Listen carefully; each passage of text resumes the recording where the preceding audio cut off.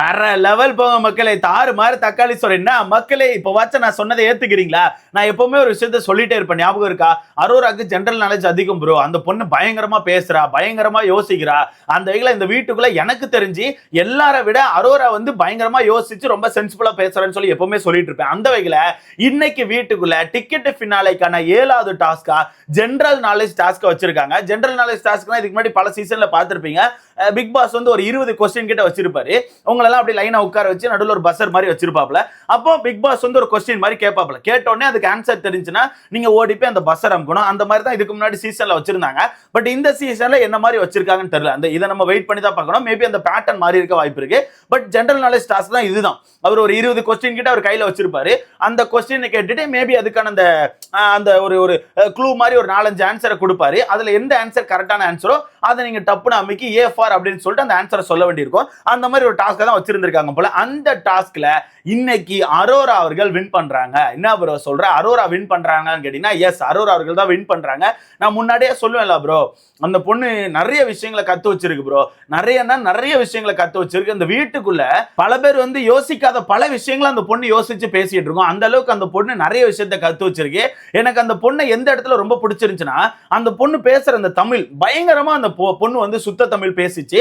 சுத்த தமிழ்லயுமே நிறைய தமிழுக்கு அந்த பொண்ணுக்கு வார்த்தை தெரிஞ்சு, அதே மாதிரி நிறைய இங்கிலீஷ் வேர்டுக்கு பயங்கரமா வார்த்தை தெரிஞ்சு. அந்த வகையில தான் நான் யோசிச்சேன், ரைட்டு இந்த பொண்ணு ஜெனரல் நாலேஜ்ல பயங்கர பீக்ல இருக்கு. அப்ப அந்த இதை பேஸ் பண்ணி ஏதாவது ஒரு டாஸ்க் வந்துச்சுன்னா கண்டிப்பா அந்த பொண்ணு தான் வின் பண்ணணும்னு சொன்னேன். அதே மாதிரி இன்னைக்கு அந்த பொண்ணு தட்டி தூக்குறாங்க போல.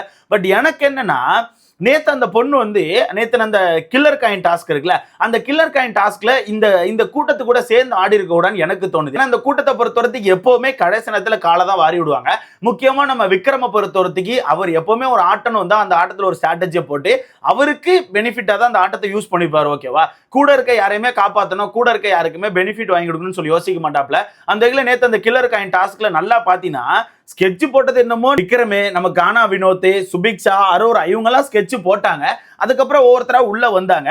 அதுக்கப்புறம் எல்லாரும் உள்ள வந்ததுக்கு அப்புறம் கூட ஸ்கெட்சை பக்காவா பிளான் போட்டு வச்சிருந்தாங்க. ஆனா ஃபர்ஸ்ட் விக்ரம் என்ன பண்ணாருன்னா, அந்த ஸ்கெட்ச் படி டக்கு டக்குன்னு எல்லாருமே லாக் பண்ணி டப்பு டப்புன்னு அந்த காயினை ஒட்டினாப்ல.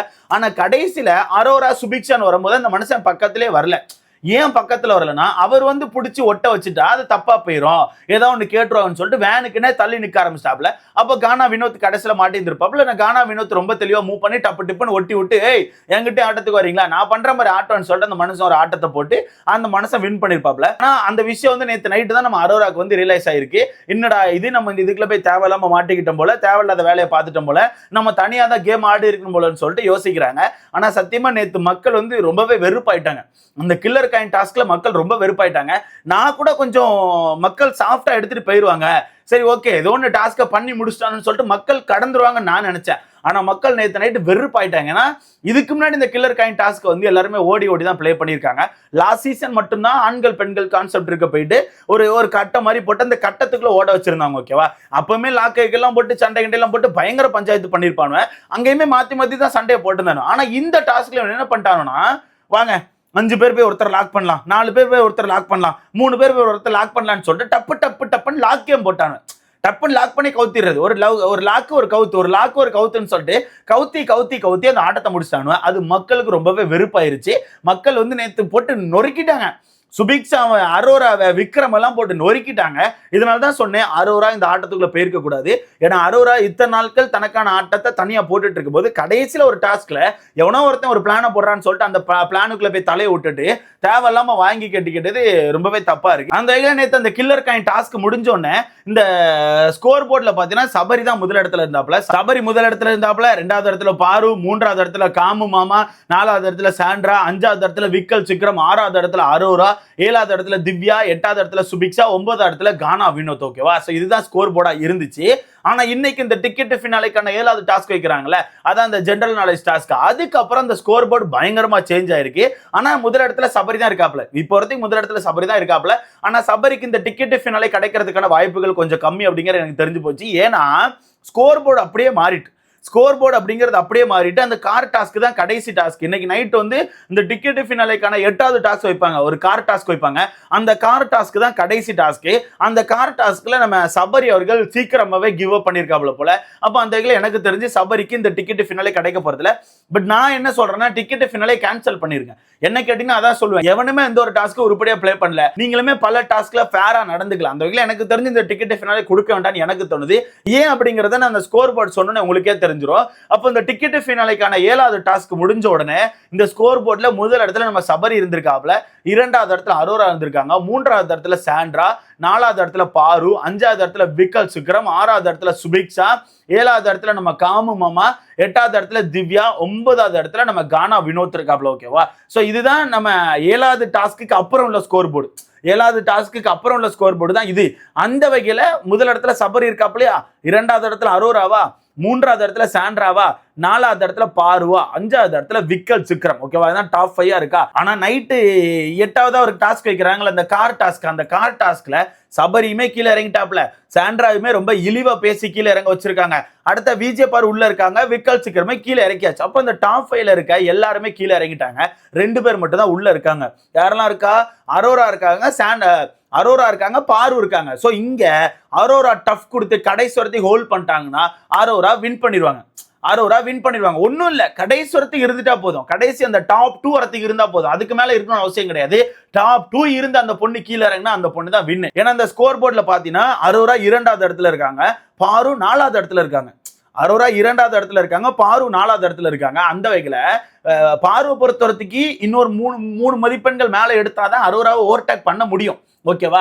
அப்ப அந்த டாஸ்க்ல அரோரா கடைசி வரைக்கும் ஹோல்ட் பண்ணாலே போதும். கடைசி வரைக்கும் ஹோல்ட் பண்ணணும் கூட இல்ல, கடைசிக்கு முன்னாடி வரைக்கும் ஹோல்ட் பண்ணா கூட போதும். கடைசி எனக்கு தெரிஞ்சு காமும் பாரும் இந்த காருக்குள்ள இருப்பாங்க போல. ஏன்னா அவங்க 2 பேருமே எல்லாருமே ரொம்ப அபியூஸ் பண்ணி அந்த காருக்குள்ள ஹோல்ட் ஆயிருக்காங்க போல. ரொம்ப அபியூஸ் பண்ணிருக்காங்க போல. ரொம்ப ரொம்ப கீழ் மட்டத்துக்கு இறங்கி ஒரு மாதிரி ரொம்ப அசிங்கமா பேசியிருக்காங்க போல. அதை பத்தி நம்ம அடுத்த வீடியோல பார்க்கலாம்.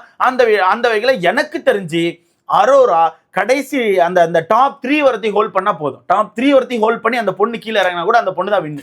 ஒண்ணுமே பண்ண முடியாது, உங்களால தலைகீழ இருந்தாலும் ஆணி பிடுங்க முடியாது.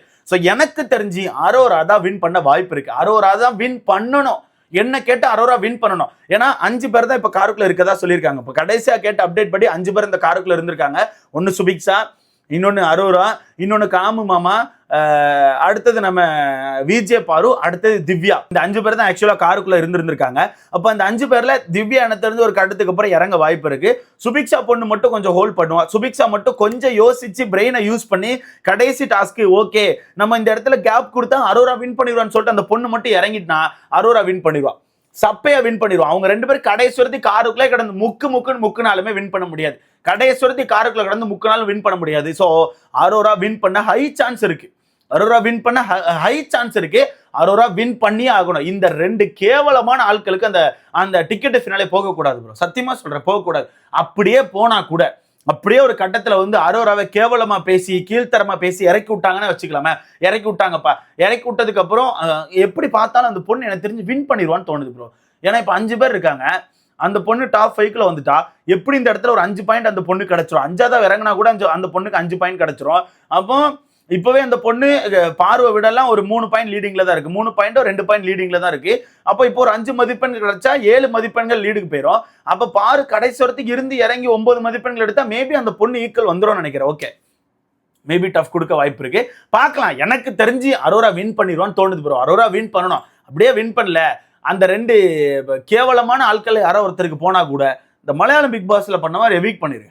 அந்த டிக்கெட் ஃபினாலே வேணாம், ஒரு புண்ணாக்கு வேணாம், எவிட் பண்ணி வெளியே தூக்கி போடுங்க. மலையாளம் பிக் பாஸ்ல அப்படி பண்ணிருக்காங்க ப்ரோ.